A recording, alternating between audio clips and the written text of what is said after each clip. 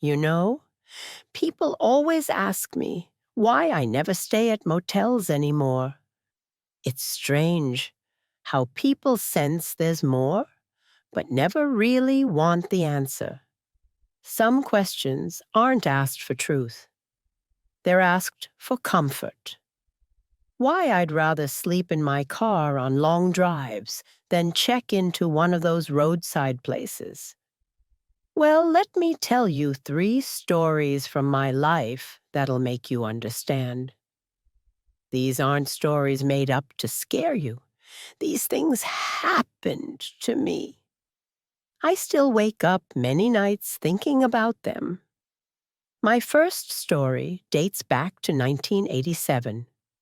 I was 32 years old at the time, working as a pharmaceutical sales representative.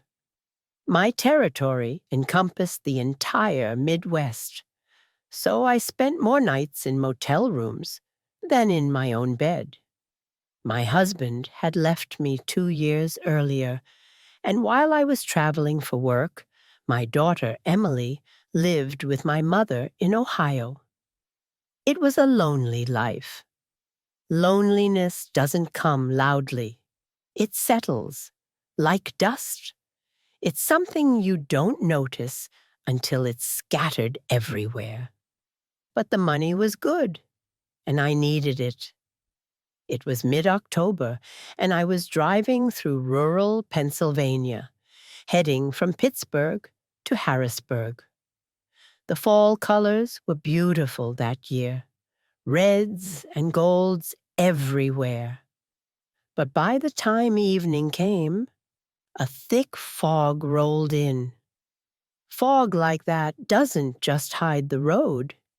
It makes you feel watched, as if something prefers you not knowing what's ahead. The kind that makes your headlights useless and turns the road into a guessing game. I pulled off Route 22 near a town called Blairsville when I saw the sign, Pine Valley Motor Lodge, vacancy, $28 a night.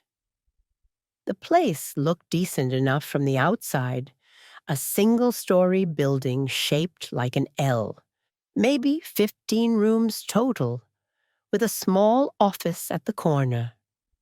There were only 2 other cars in the lot, a rusty Chevy and a station wagon with out-of-state plates.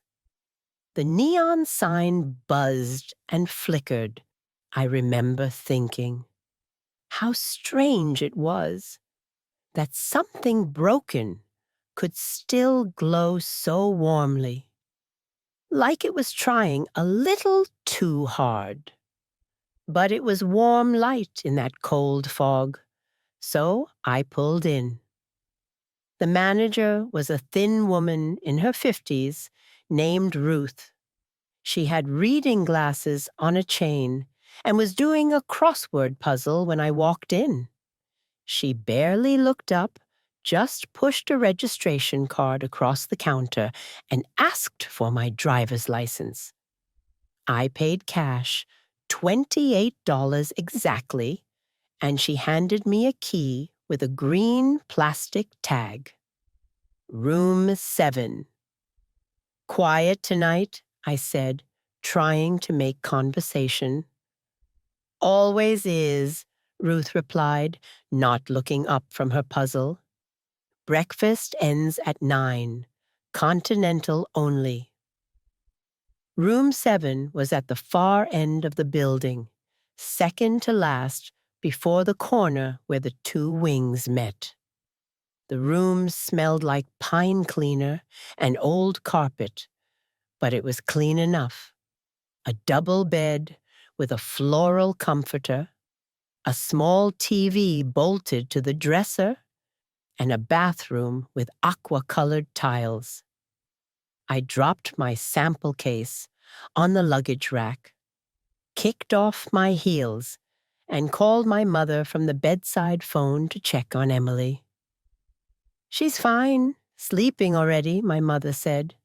How's the drive? Foggy. I'm staying near Blairsville tonight. We talked for maybe 10 minutes before I hung up. I was exhausted. There's a kind of silence that feels earned, and another kind that feels borrowed. That room had borrowed silence.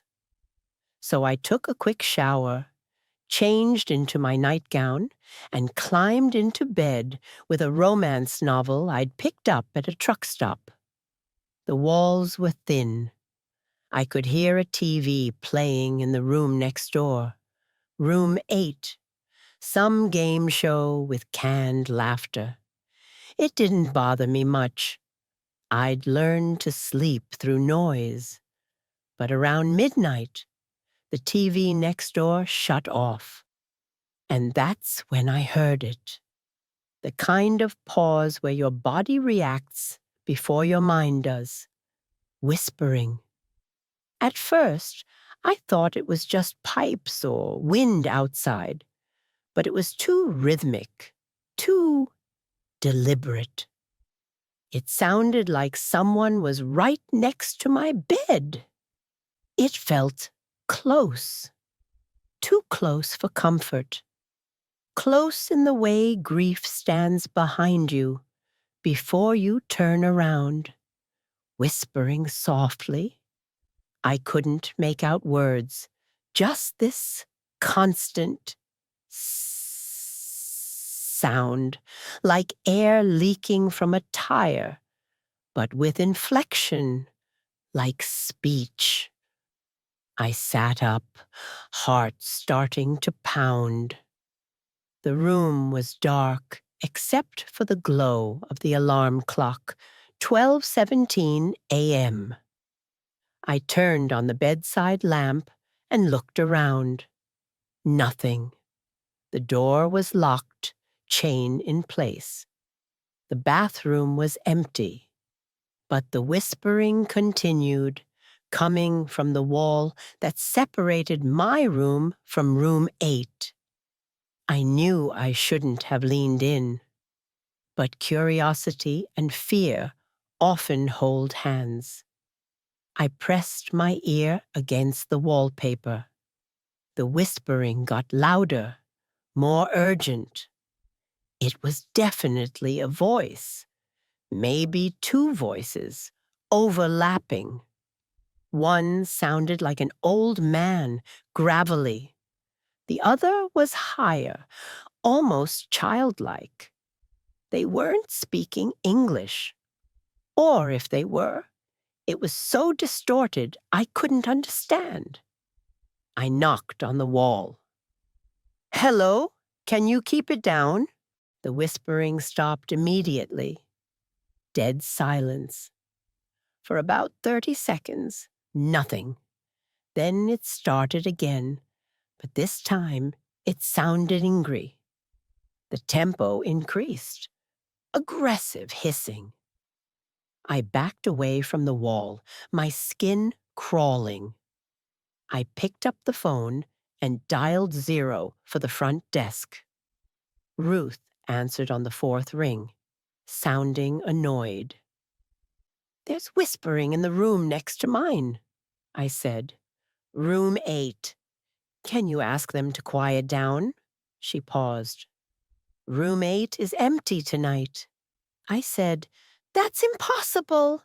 I heard a TV earlier, and now there's whispering."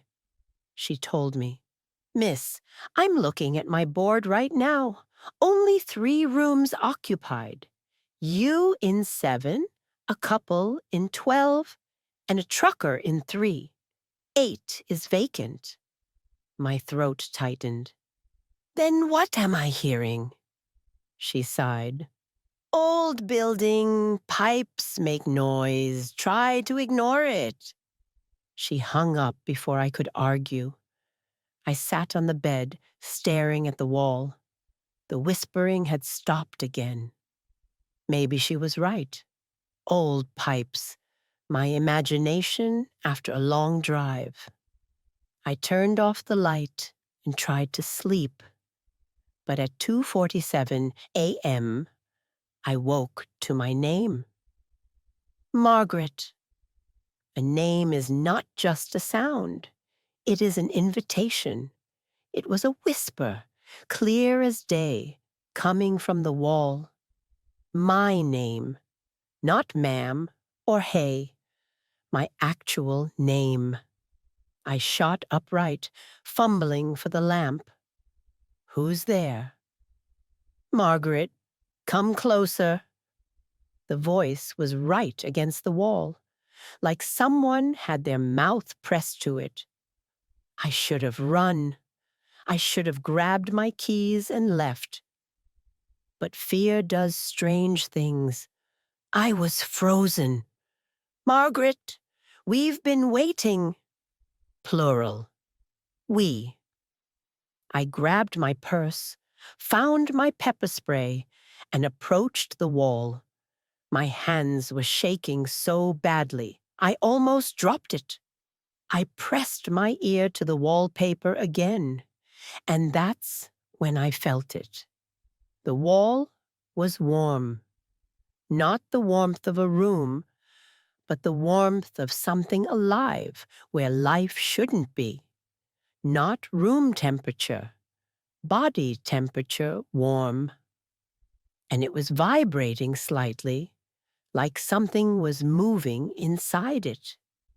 I stumbled back, knocking over the nightstand. The lamp crashed to the floor, but I didn't care. I threw on my clothes, grabbed my case and purse, and ran out of the room. The parking lot was dead silent, fog so thick I could barely see my car. I fumbled with the keys, got in, and locked the doors. But before I drove away, I looked back at room 8. The curtains were open, and standing in the window was a figure. Some images don't fade. They age with you. Tall, impossibly thin, with arms that seemed too long. It was facing me, but I couldn't see a face, just a dark silhouette. And then it raised one hand and waved slowly. I floored it out of there, tires screeching on the wet asphalt. I drove until I found a 24-hour diner in the next town and stayed there until sunrise, drinking coffee and shaking. The next day, when I was calmer, I called the Pine Valley Motor Lodge from a payphone. Ruth answered. "This is Margaret from room 7 last night. I need to report something." "You're the one who left without checking out," she said coldly. "You owe me for the phone call." She asked, "Did you check room 8? "Why would I check it?" she told me. "Just please check." She put me on hold. 5 minutes later, she came back, sounding shaken. "There's nothing in there, but the wall between 7 and 8, there's writing on it." I was confused. "What kind of writing?" Her voice was terrified. "Scratches, like someone used a nail. It says, 'Margaret was here.'" I hung up. My hands were trembling so badly, I spilled change everywhere. I never went back. If you've ever felt watched in a place that was supposed to be empty, I wonder if you remember how it felt. And a year later, I read an article in the Pittsburgh Post-Gazette.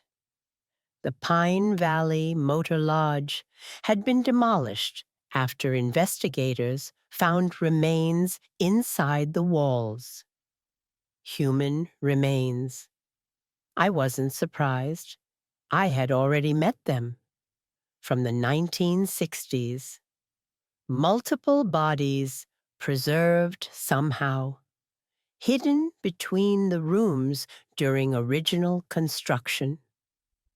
The article mentioned that guests had reported voices, cold spots, and figures in windows for decades.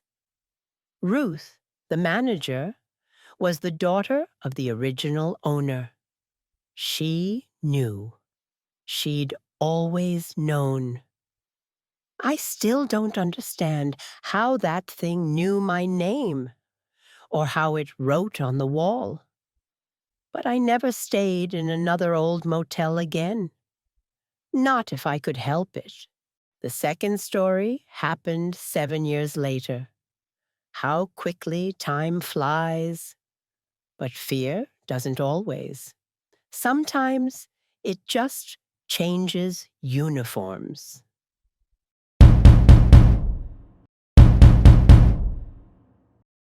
In the spring of 1994, I was 39 years old at the time and working a different job. After that incident in Pennsylvania, I left pharmaceutical sales and became a regional trainer for a hotel chain. Ironically, the pay was better, and I could sleep in good places most of the time. I thought cameras in secure corporate hotels meant security. I hadn't yet realized that danger doesn't escape the rules. It learns them. Clean rooms and cameras everywhere. At least, that's what I thought. That April, I was in North Florida teaching a 3-day training seminar for new receptionists at our Tallahassee area facilities. The seminar ended Friday afternoon, and I had to fly to Columbus Saturday morning. But my daughter, Emily, then 16, called me that evening with the devastating news. My mother had fallen and broken her hip. She was in surgery, and Emily was scared because she was in the hospital with my aunt. I needed to get home quickly, but unfortunately, the next flight wasn't scheduled for the morning. I considered driving all night, but my body was exhausted from 3 days of training. So I decided to stay one more night and catch the next flight out at 6 in the morning. The hotel where I'd been training was fully booked with a medical conference, so the front desk manager, a young woman named Stacy, recommended a place nearby. There's the Parkway Motor Inn, about 10 miles north on Highway 319, she said. It's not part of our chain, but it's clean and cheap. The night manager there, Mr. Castellano, he's reliable. Tell him I sent you. Fear hits harder when the people you love are already hurting. I drove there around 8 p.m. The Parkway Motor Inn was one of those sprawling 2-story places from the 1970s, built in a U-shape around a courtyard with an empty swimming pool in the center.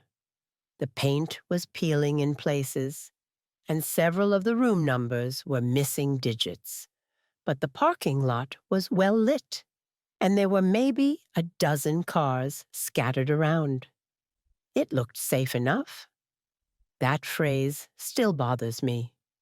Safe enough is where most mistakes begin.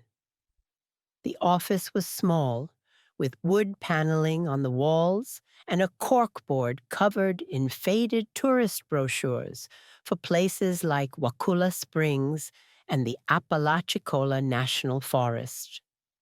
Behind the counter stood a man in his early 50s, heavy-set, with thinning black hair slicked back with too much gel.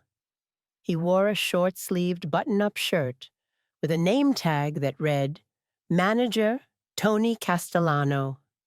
Some people smile too easily, as if they're rehearsed. Good evening, he said with a thick New Jersey accent. Checking in? Yes, just for tonight. Stacy from the Hampton Inn recommended you. His face brightened. Ah, Stacy, good girl. Yeah, I'll take care of you. How many beds you need? Just one? Non-smoking if you have it. He typed something into an old computer, the kind with a green screen and loud keyboard. I got you in 214. Upstairs, nice and quiet. Corner room, $52 plus tax. I paid with my corporate credit card, and he handed me a physical key, not a card, with a large plastic diamond-shaped tag. Room 214 was stamped on it in faded gold letters. Breakfast is from 6 to 9, just continental stuff. Coffee, bagels, cereal. Help yourself. He smiled, showing yellowed teeth. You need anything during the night, just call the front desk. I'm here until 7 a.m. I thanked him and drove around to the far side of the U-shaped building where the 200 series rooms were located. The stairwell smelled like mildew and cigarettes, despite the no-smoking policy. Room 214 was at the end of the outdoor walkway on the second floor, right next to the corner where the building turned. The room itself was dated but clean. A queen bed with a floral bedspread, a small TV on a dresser, and a bathroom with a shower tub combo. I hung up my blazer, called Emily from the room phone to check on my mother, as she was out of surgery and stable, then ordered a pizza from a Domino's I found in the yellow pages. The pizza arrived around 9:30 p.m. I ate half of it while watching the news, then tried to sleep, but I couldn't. The room felt watched, even when nothing was moving, like silence holding its breath. My mind kept racing, worrying about my mother, about Emily being alone, about my early flight. I tossed and turned for an hour before giving up. It was almost 11 p.m. when I decided to go down to the vending machines I'd seen near the office to get a Coke, hoping the caffeine would somehow, paradoxically, help me relax. I put on my jeans and a sweater and walked down the outdoor corridor. The night was warm and humid, typical for Florida in April, and the parking lot lights created these orange pools of light separated by deep shadows. As I passed other rooms, I could hear TVs playing, a baby crying somewhere, and in one room, a couple arguing loudly about money. Normal motel sounds. The vending machines were in a small alcove next to the office, which had a glass door I could see through. Mr. Castellano was behind the counter, talking on the phone. I fed quarters into the Coke machine, grabbed my can, and was about to head back when I heard him laugh. It wasn't a friendly laugh. It was the sound of someone enjoying a secret. It was cold, almost cruel. I glanced through the glass door. He was leaning back in his chair, feet up on the desk, phone cord stretched across his chest. I couldn't hear the words clearly through the glass, but I caught fragments. Alone in 214. Yeah, perfect. No, no cameras on that side. I already checked. Late checkout? She won't be a problem. There are moments when your body understands danger before your mind can argue. My blood went cold. He was talking about me. I was in 214, alone, no cameras. I pressed myself against the wall next to the alcove, hidden in shadow, listening. Same as the last one. Make it look like she left early. Keys on the desk, bed stripped, like she checked out.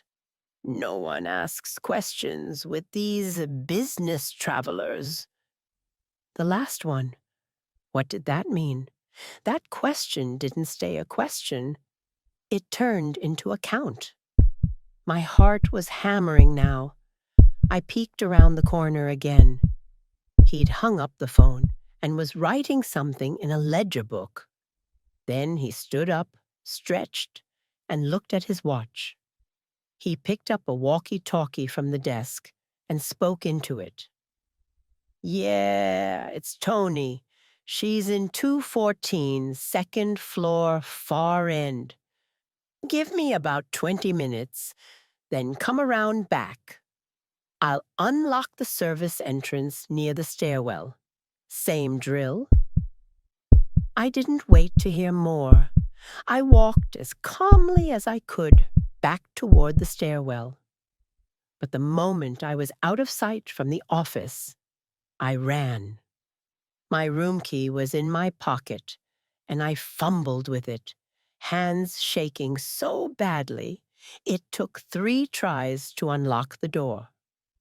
Once inside, I locked the deadbolt, put the chain on, and shoved the dresser against the door. It was heavy, but adrenaline made me strong. I grabbed the room phone to call the police, but the line was dead. No dial tone. Nothing. He must have cut it.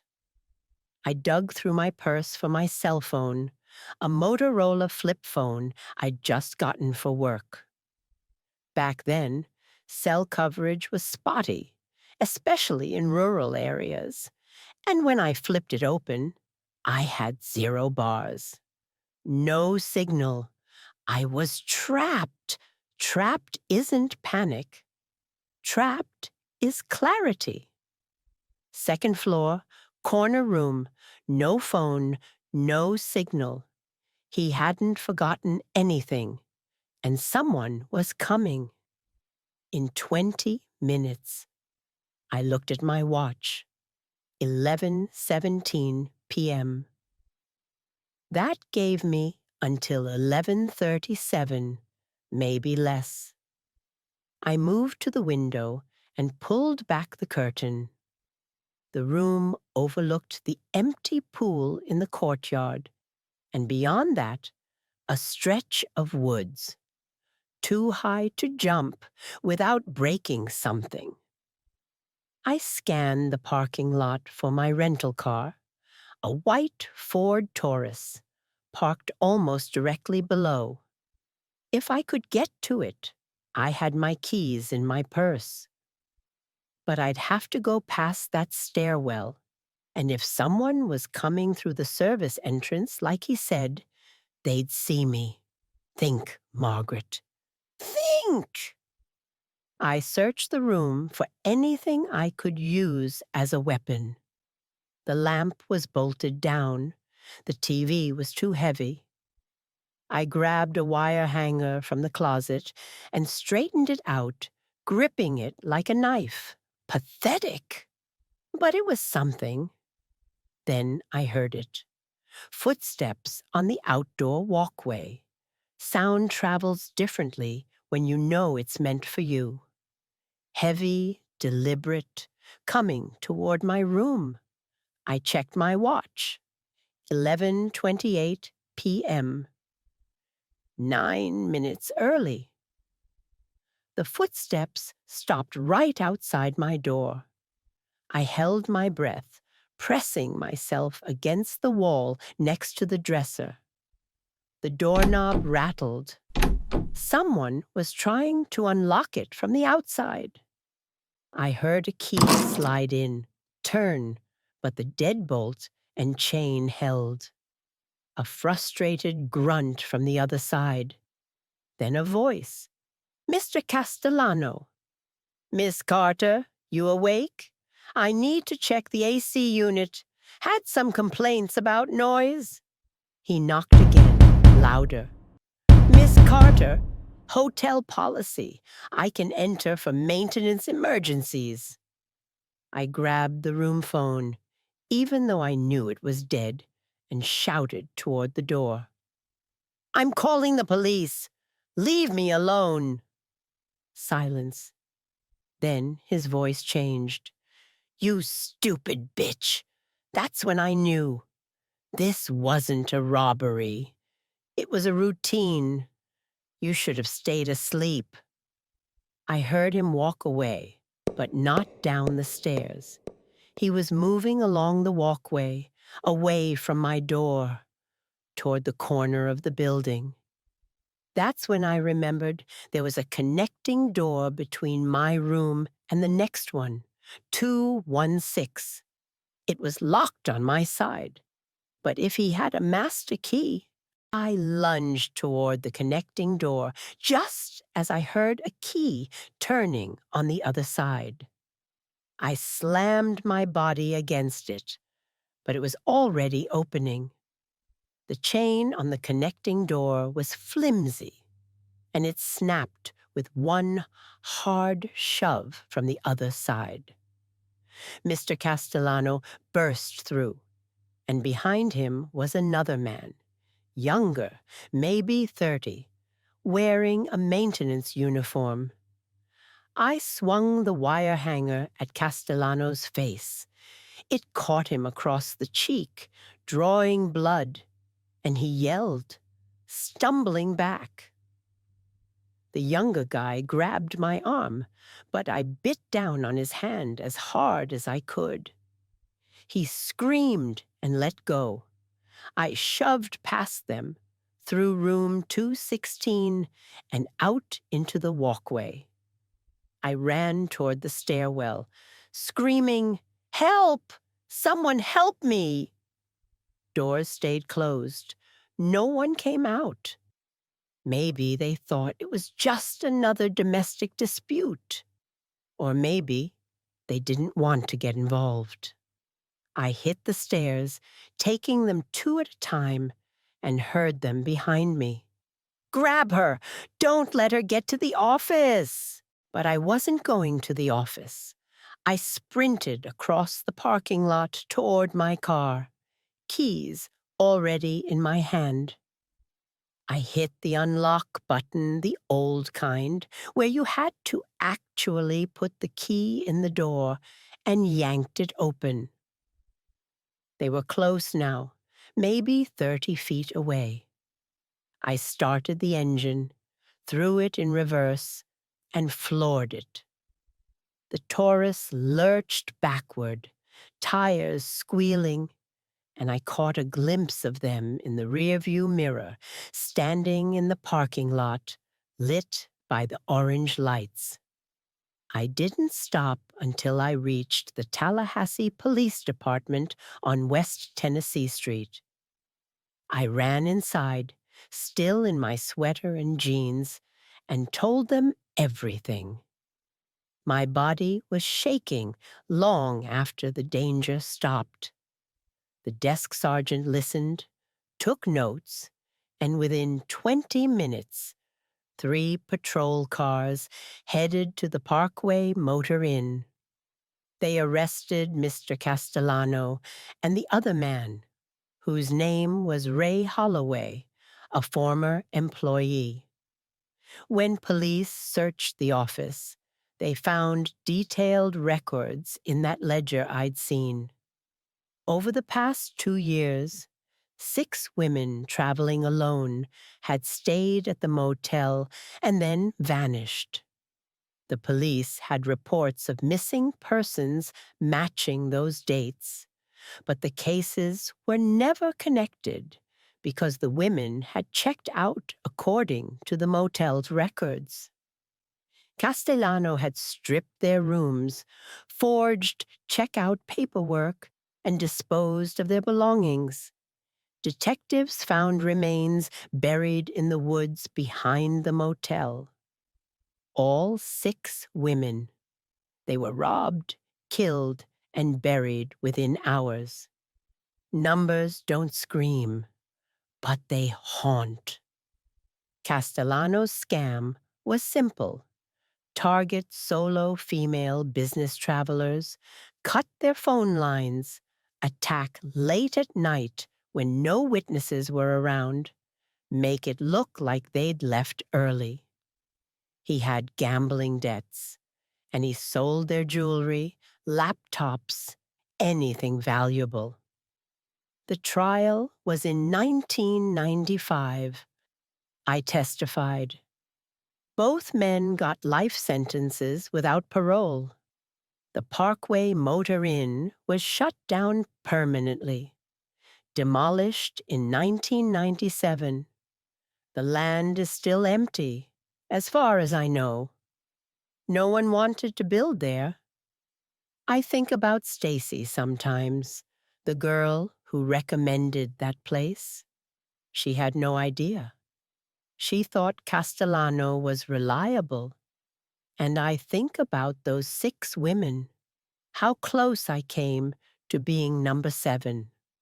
Sometimes I think about choices, the small ones we don't notice until it's too late.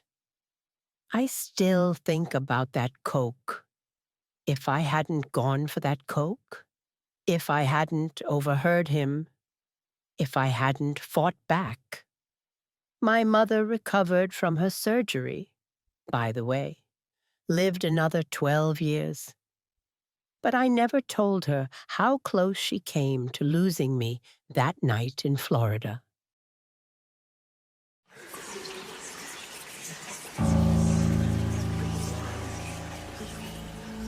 Now, the third and final story.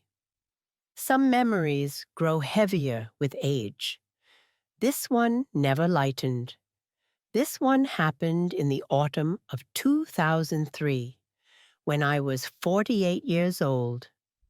By then, I'd sworn off cheap motels completely after what happened in Florida. I only stayed at corporate chains. I thought experience had made me careful. I didn't realize it had only made me hopeful. Marriott, Hilton, places with security and surveillance. But sometimes, life doesn't give you choices.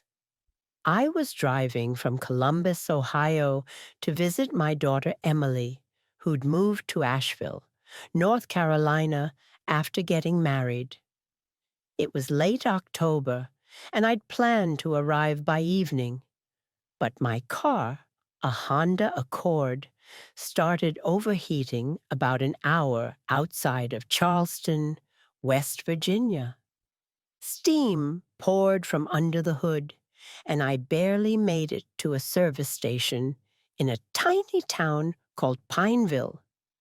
When your body is tired, even bad luck feels methodical, like it knows exactly where to stop you.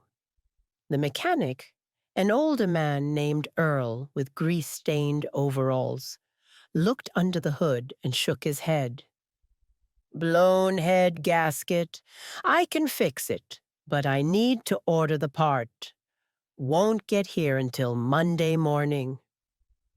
It was Saturday afternoon. I checked my cell phone, a Nokia by then, with slightly better coverage than my old Motorola, but still only 2 bars. I called Emily and explained the situation. She offered to drive up and get me, but that was 4 hours each way, and her husband needed their car for work Sunday morning. "I'll just find a hotel nearby," I told her. "It's only 2 nights." Earl overheard me. "There's a Comfort Inn about 20 miles west, but they're fully booked. Hunting season. Every place around here fills up this time of year." He thought for a moment. "There's the Mountain View Lodge about 3 miles up Route 52. It's old, but the owner keeps it decent. Mrs. Chen, she's a nice Chinese lady. Took it over from the previous owner a few years back." I didn't like the sound of old. Old doesn't scare me. What scares me is what old buildings remember. But I didn't have many options. Earl called Mrs. Chen for me, and she confirmed she had rooms available. $50 a night, continental breakfast included. I had him tow my car to his shop and paid $150 up front for the tow and deposit on the repair. Then I called a local cab, which took another 30 minutes to arrive. The Mountain View Lodge was set back from the main road, accessible by a narrow gravel driveway that wound through dense pine trees. It was a 3-story building, unusual for a motel, built from dark brown wood with green shutters. It looked more like an old ski lodge than a motel, with a peaked roof and a covered porch that wrapped around the front. There were maybe 15 cars in the gravel parking lot, mostly pickup trucks with gun racks and camouflage bumper stickers. Hunters, just like Earl said. The lobby was small but welcoming, with a stone fireplace, a worn leather sofa, and the smell of cinnamon from somewhere. Behind the desk stood a petite woman in her 60s with short gray hair and wire-rimmed glasses. She smiled warmly when I walked in. Places in the mountains often feel close to the past. Too close. Mrs. Chen welcomed me warmly, telling me Earl had called ahead and that I was expected. Her kindness felt genuine, and genuine kindness, I've learned, often grows in wounded places. Her accent was thick, but her English was clear. "I am Mrs. Chen. Let me get you checked in." She was efficient and kind, asking about my car trouble and offering to drive me to the mechanic's shop Monday morning if I needed. I paid for 2 nights in cash, $100 total, and she handed me an actual metal key attached to a wooden keychain carved with the number 309. She explained that my room was on the 3rd floor, tucked away in a corner, and mentioned that most of the hunters stayed downstairs, closer to their trucks. She gestured to a narrow staircase. She apologized for the broken elevator, almost joking that the stairs were good exercise. I smiled and agreed. My suitcase wasn't heavy, just clothes for a few days. The staircase creaked with every step, and the wallpaper in the stairwell was faded, showing scenes of mountain landscapes and deer. When I reached the 3rd floor, the hallway was dimly lit by old-fashioned sconces that gave off yellowish light. There were only 6 rooms on this floor, 301 through 306, and my room, 309, which didn't make sense numerically until I realized it was around a corner in a separate wing by itself. Rooms are like people. The ones set apart usually carry reasons.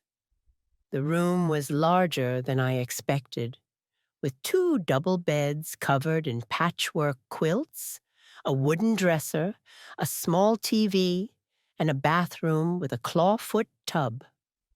The window overlooked the parking lot, and beyond that, thick forest that stretched for miles.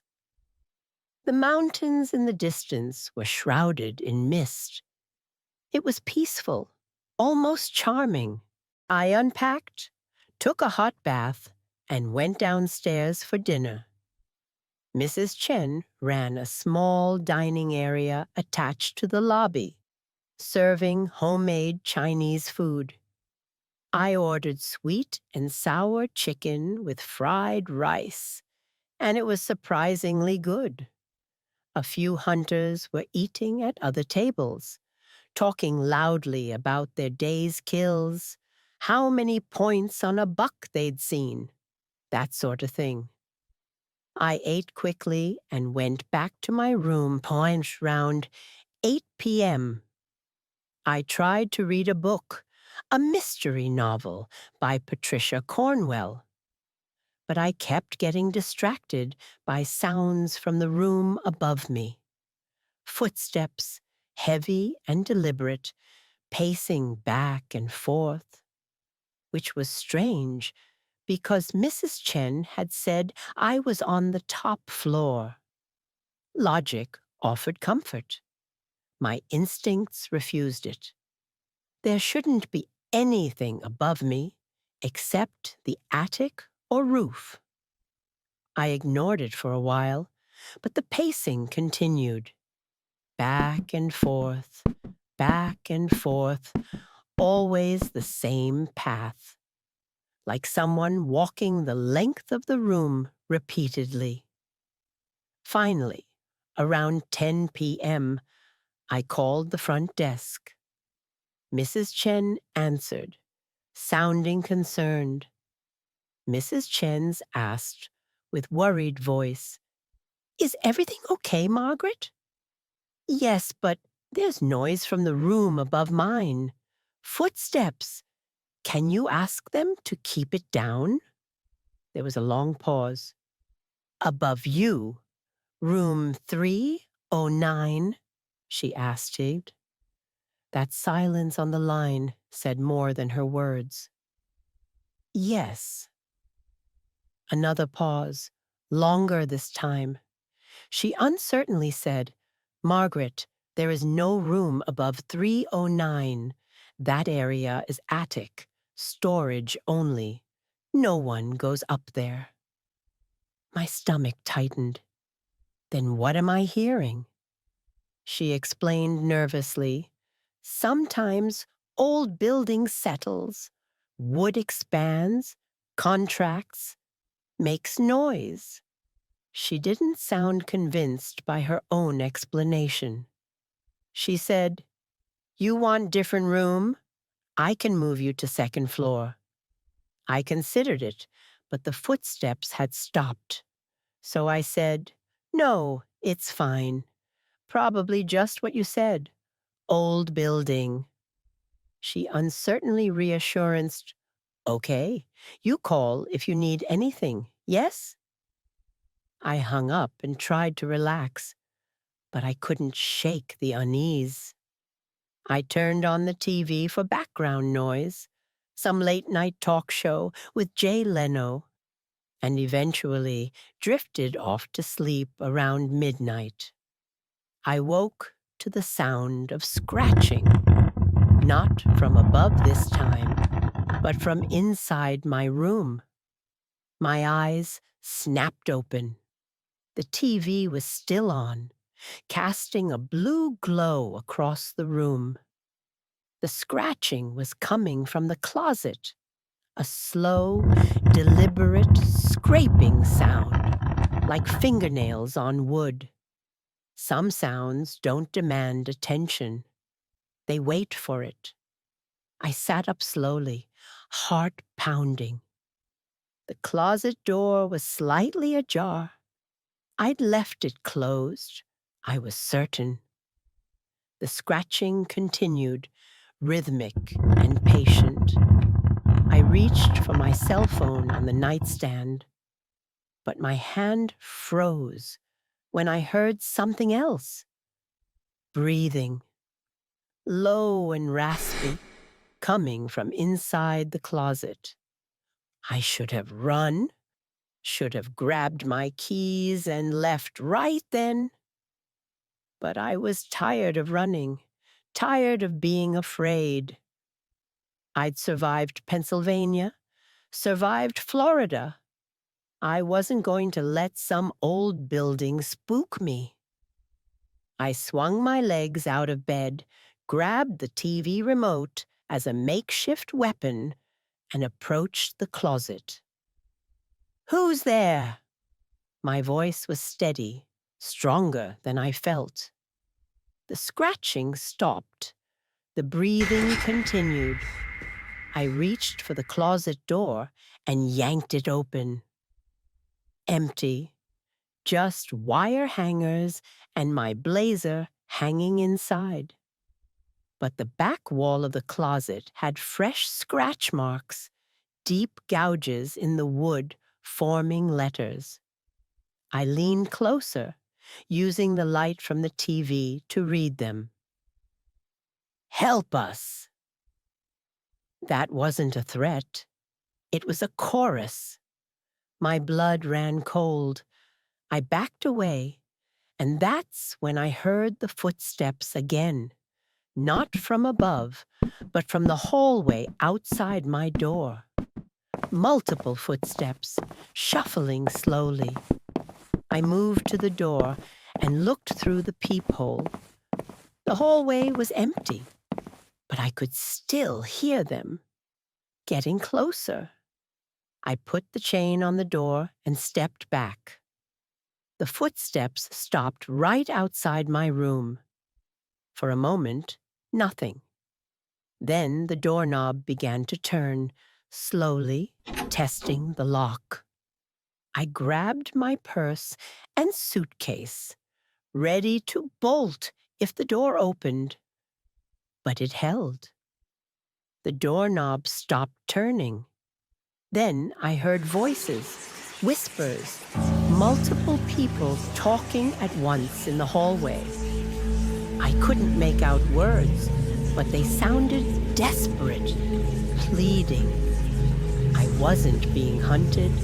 I was being surrounded. My phone rang, the shrill Nokia ringtone cutting through the tension. I jumped, nearly dropping it. The caller ID showed the front desk. I answered, my voice barely a whisper. Mrs. Chen, with frightened voice. "Margaret, are you okay?" "I see on camera. Your hallway. Someone is there." I asked, "You have cameras?" She explained quickly, "Only on first and second floor, not third. But motion sensor shows activity. I send someone up." I said, "No, don't send anyone. Just call the police." She panicked. "Police? Margaret, what is happening?" Before I could answer, the voices in the hallway grew louder, more insistent. Then they started knocking, not on my door, but on the walls, the floor, the ceiling, pounding from all sides, like the building itself was attacking me. I heard Mrs. Chen gasp on the phone. "Oh, no, not again. Margaret, you need to leave that room now. Room 309. That room is cursed." I didn't need an explanation. My body already believed her. "What do you mean, cursed?" She started to telling the past of the room 309. The things she said with her tearful voice still echo in my ears. The previous owner, Mr. Holbrook, he was bad man, very bad. He did terrible things in that room before I buy this place. I tried to cleanse it, bring in priest, burn sage, but she was crying now. 3 guests stay in 309 since I own lodge. All 3 leave in middle of night, terrified. I stopped renting it 6 months ago, but Earl said you needed room, and I thought maybe it's okay now. I am so sorry. The pounding intensified. Pictures fell off the walls. The mirror above the dresser cracked down the middle. I grabbed my things and ran for the door, yanking it open. The hallway was freezing, my breath visible in the air. I could see them now, not clearly, but shapes, translucent figures lining the walls, reaching toward me. Men, women, children. Their mouths were open like they were screaming, but no sound came out. They weren't angry. They were unfinished. I ran down the hallway, past the other rooms, and hit the stairs. The figures followed, floating behind me. I took the stairs 2 at a time, stumbling, nearly falling, but I didn't stop. I've never run from ghosts. I ran from history. Mrs. Chen was waiting in the lobby, her face pale. She grabbed my arm and pulled me toward the door. "Go! Get out! I will handle this!" I didn't argue. I ran to my car in the parking lot, but then remembered it was at Earl's shop. Mrs. Chen appeared behind me with her car keys. Mrs. Chen urgently said, "Take my car. Go to Comfort Inn, 20 miles west. I call them. Tell them you are coming." I got into her Honda CR-V and drove like hell out of there. In the rearview mirror, I saw Mrs. Chen standing on the porch, arms raised, shouting something in Chinese. The lights in the lodge flickered, and then the entire 3rd floor went dark. I drove to the Comfort Inn, and they had a room available. A cancellation. I didn't sleep that night, just sat in the chair by the window, watching the parking lot until dawn. Mrs. Chen called me on my cell phone around 7 a.m. She said, "Margaret, I am so sorry. I have your suitcase. I go up to 309 after you left. The room is destroyed, furniture overturned, walls covered in scratches, but the spirits are gone now. I think they were trying to tell their story." I asked, "What story?" She hesitated. "Mr. Holbrook, the previous owner, he was involved in human trafficking. He used room 309 to hold people before selling them. FBI raided the lodge in 1998, arrested him, found evidence of at least 12 victims over 10 years. Some were never found. I buy the property in 2001, try to make it clean business, but their spirits, they are still there, trapped." I was confused. Why didn't she tell me about the spirits? She thought the spirits of victims was over, and they had to moved on, but she was wrong. She drove to the Comfort Inn later that morning with my suitcase and refunded my money. She also gave me an envelope with $500 cash.